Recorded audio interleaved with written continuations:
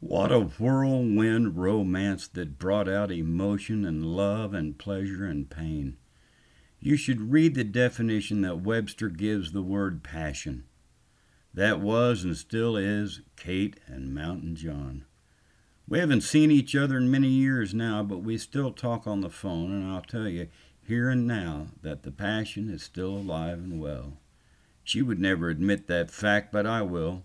Well, at least I still make her laugh, and she still accepts collect calls. Sometime after I met Kate, Mary and I quit seeing each other. She and Mike had their own problems, and I didn't need to add to them. Kate had heard all she needed to hear about Gypsy Lady, and I wouldn't settle down. The road was still my home, and I think it broke Kate's heart.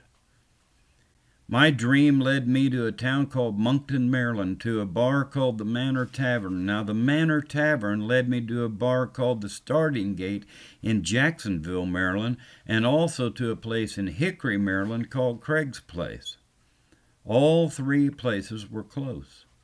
One night, while singing in Craig's Place, after a local Sunday softball game, two women drove up in a truck, and one with a cast from her hip to the ground and the other in a baseball hat, t-shirt, and shorts. They came in, and the lady in the cast with crutches sat down on the front row. She was Irish and had eyes that were blue and that were stolen from a pot of gold that some leprechaun had hidden somewhere near the Blarney Stone. Deborah Ann, long brown hair, fair complexion, slender, strong, and as bull-headed as an Irishman's prize bull. She could ride a thoroughbred across a meadow at a full gallop, see a four-leaf clover, swoop down from the back of the horse to pick it up, and never stop. Other than that, she was as blind as a bat. She asked me where all I was singing in the area, and I listed all of the local bars, and she said she would come and hear me again when she could.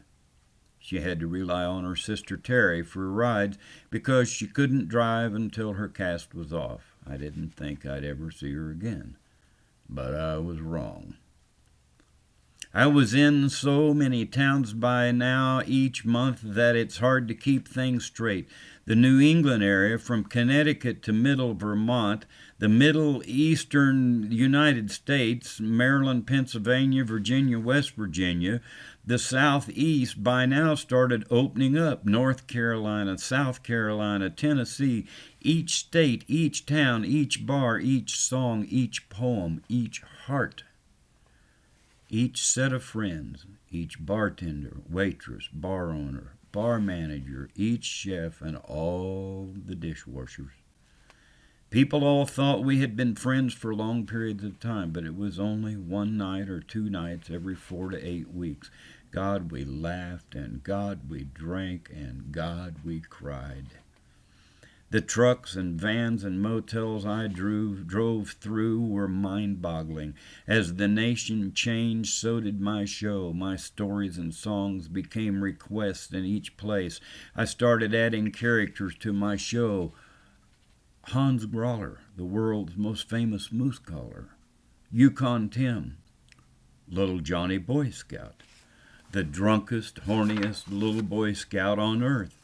Bertha Merman, Ethel Merman's older sister, who had a hormone imbalance that caused facial hair, so she had to hang out in gay men's bars to get a date. My mind opened to anything I thought, and I was totally nuts and kept each community going year after year, fall, winter, spring, and summer. I just kept going. I played in Jeanette every 4 to 8 weeks and tried to stay at least a week so I could see Kate.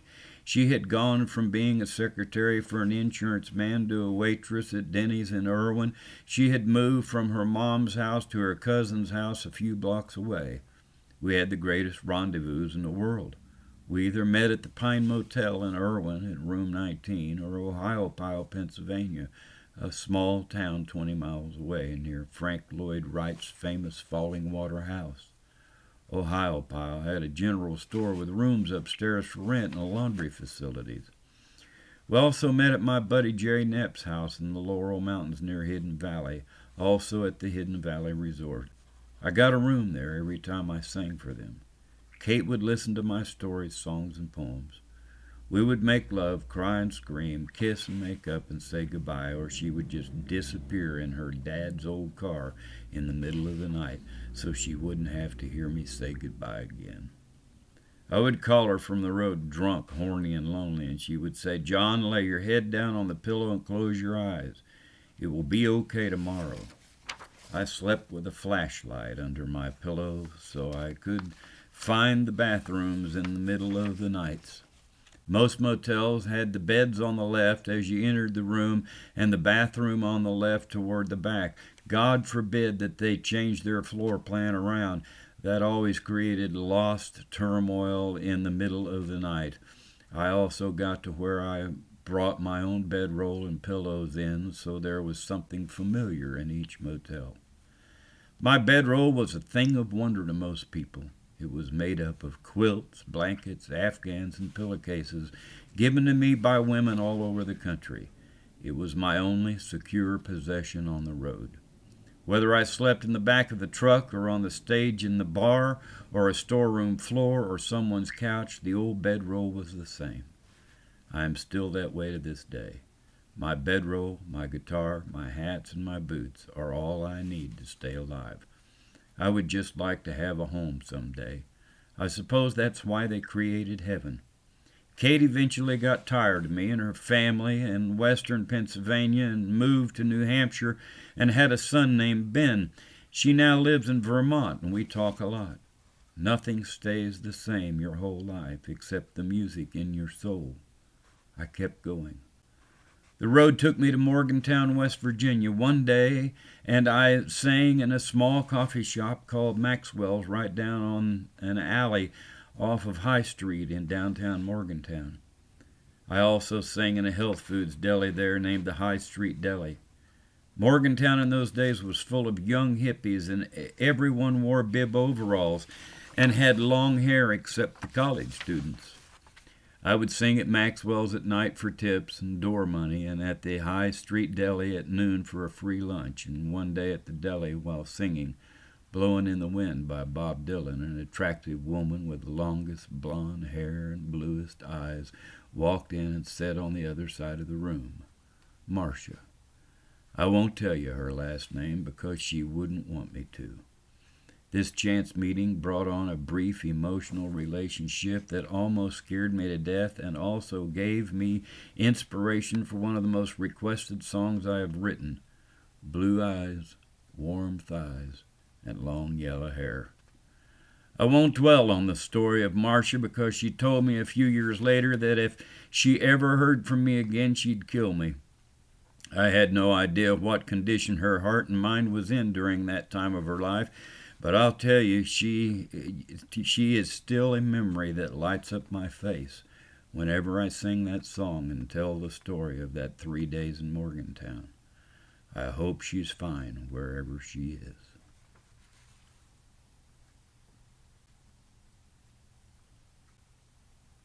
One night, while singing in Moncton, Maryland, at the Manor Tavern, a man and his wife bought me a cup of coffee, and I sat down at their table to talk. Pat and Rita O'Brennan. Pat is another one of the most talented musicians I have ever met. His wife Rita is some sort of an angel, and they are still very dear friends, and I hope always will be. They've been buying me coffee and have opened their home to me many a night. They've taken me in from the cold and nursed me back to health more times than I care to remember.